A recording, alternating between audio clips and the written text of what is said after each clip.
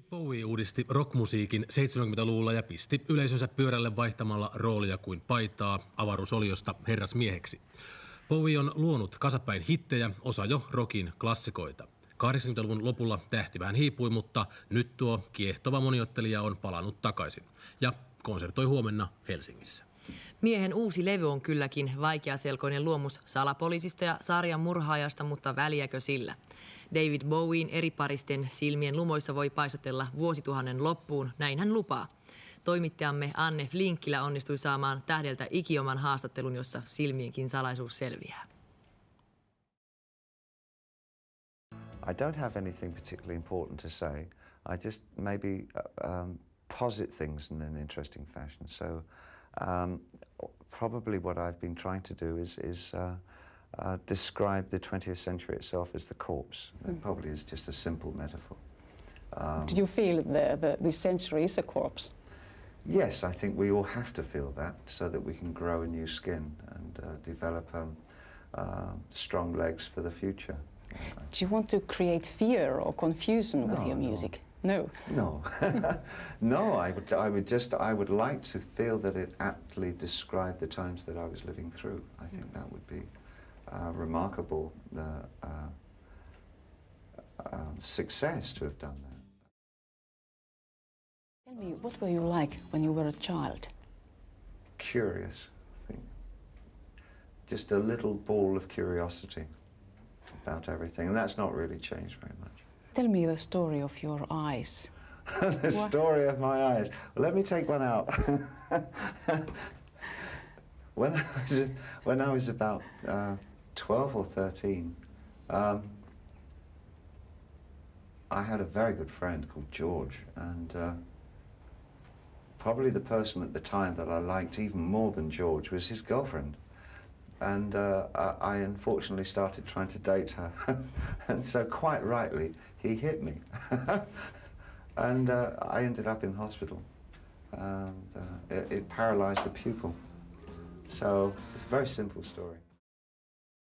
These people like Ziggy Stardust and Aladdin Sane and all these persons, whose portraits have they been? I would guess it's a psychological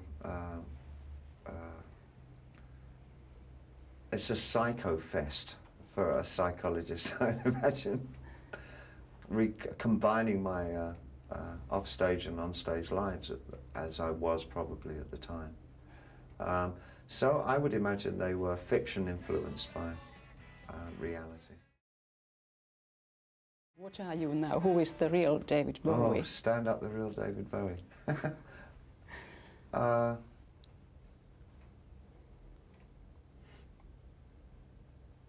I don't know whether I should tell. You could. I would imagine that I probably am as near as I'll ever be to, in a public way, being who I am. Just person. No, I'm spiritual, I think. That in as much that I have very strong needs to have an identity within the universe. I don't think religion is for me. I have great distrust of the constructs of the church, both with Protestantism and Catholicism. But I have an abiding fascination with the beginnings of the church. But I think as important to me is a sense of the unfathomable reason why we have faith and why we are cowards and why we are heroes, and what brings these things about. And if shades of one thing influence another, does one have to be a coward to be a hero? And it's the juxtapositions of all the facets of our personalities that I find interesting, and how we relate this to a God beyond God. Do you think there is a God? Yes, I do, but I don't think of God as a man. I don't think the man in the white beard on the cloud personification is enough for me.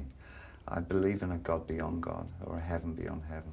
Do you have any fashions how you practice this spirituality? No, not at all. Just by writing and living. I think that's what one is doing a lot as a writer, is questioning one's own existence.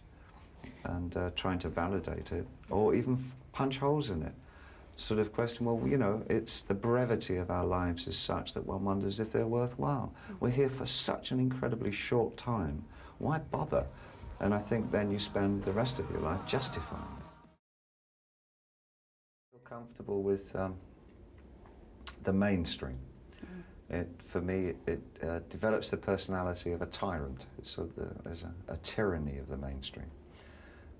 And often it waters down what essentially are some very good ideas. And to make them accessible, often they have to be broadcast at a very simple level.